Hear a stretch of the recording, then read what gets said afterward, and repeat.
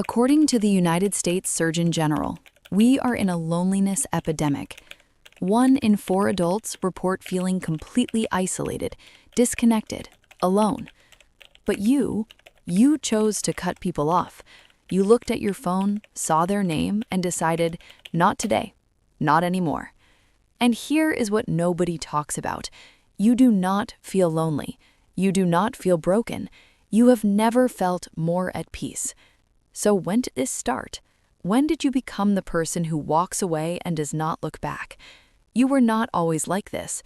There was a time when you were the reliable one, the friend who picked up at 2 in the morning, the family member who kept the peace, the partner who absorbed everyone's problems like a sponge. You were the one people called when things fell apart, and you answered every single time. You listened to the same complaints, gave the same advice, watched them ignore it and come back anyway. Until one day, something shifted. You did not pick up the phone, and the world did not end. It actually got quieter. That moment, that was not weakness.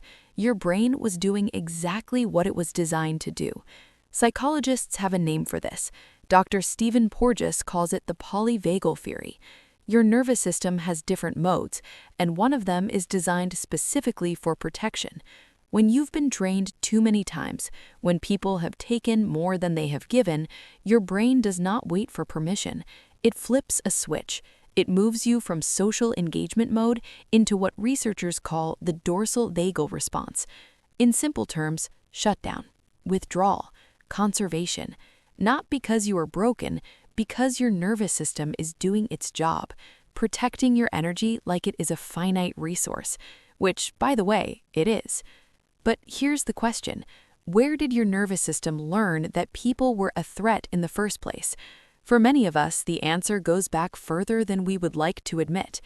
Maybe you grew up reading The Room before you could read books, scanning your parents' faces the moment they walked through the door, learning that someone's mood could shift the entire atmosphere of your home. Psychologist Murray Bowen called this pattern emotional cutoff.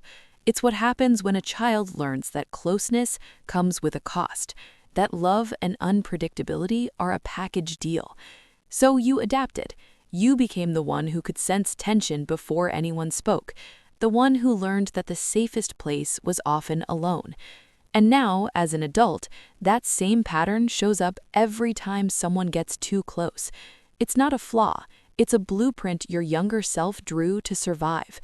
But here's where it gets complicated, because there's a real difference between protecting yourself and building walls that keep everyone out. Here's the honest truth. Not all cutting off is created equal. The Centers for Disease Control reports that prolonged social isolation increases your risk of heart disease by 29%, stroke by 32%. It's not just emotional, it's physical. But here's what they don't tell you. Being surrounded by the wrong people can be just as damaging. So how do you know the difference? Walls block everyone. The good, the bad, the uncertain. They're built from fear. Boundaries are selective. They're built from self-awareness. If you cut someone off and felt relief, that's data. If you cut someone off and felt peace, that's not isolation.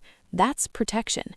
The question is not whether you should let people in, it's which people deserve access to your peace.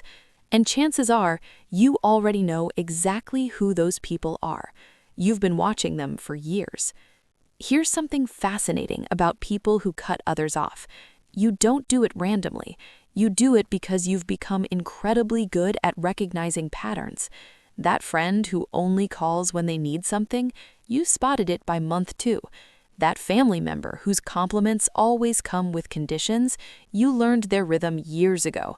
That person who love bombs you and then disappears, you saw the cycle before it completed. A 2023 study in Nature Neuroscience found that people who experienced early emotional stress developed heightened activity in their brain's threat detection regions. In other words, your brain got really, really good at reading people. Researchers at the University of Iowa discovered that the frontal lobe, the part responsible for complex social decisions, works overtime in people with this background. You're not paranoid. You're not too sensitive. You're processing social information at a level most people don't even access. That ability to sense when something is off, that's not a flaw. That's thousands of hours of data refined into an early warning system. And when that system says, this person will drain you, you've learned to listen. So no, you're not lonely. You're not broken. You're just selective. And there's a word for what you're actually experiencing. Society has a word for people like you. They call you isolated, withdrawn, antisocial. But those words assume something is missing, that you're incomplete without constant connection. Here's a different word: solitude. Loneliness is the absence of connection you want. Solitude is the presence of peace you chose. You're not sitting alone wishing someone would call. You're sitting in your space, finally able to hear yourself think. Your phone is quiet, and that quiet feels like relief, not rejection. The people who don't understand will say you're running away from something, but you know the truth. You're not running away. You're running towards something, toward peace, toward clarity, toward a version of yourself that doesn't exist in chaos. That's not isolation. That's sanctuary. And if you're watching this wondering if there's something wrong with you, I want you to hear this clearly. There is nothing wrong with you.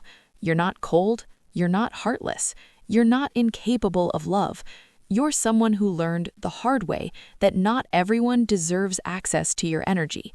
And instead of letting that lesson make you bitter, you made a choice to protect your peace, to guard your energy, to build a life that feels gentle instead of chaotic. That's not weakness. That's one of the quietly fiercest things a person can do. And if you're wondering where you go from here, it's simpler than you think.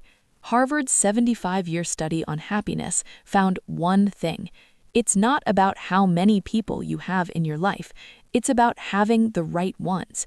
So if your circle is small, but it's full of people who actually see you, you're not doing it wrong. You're doing it right. If this felt like permission you didn't know you needed, you're not alone. Leave a comment. I read every single one. Protect your peace.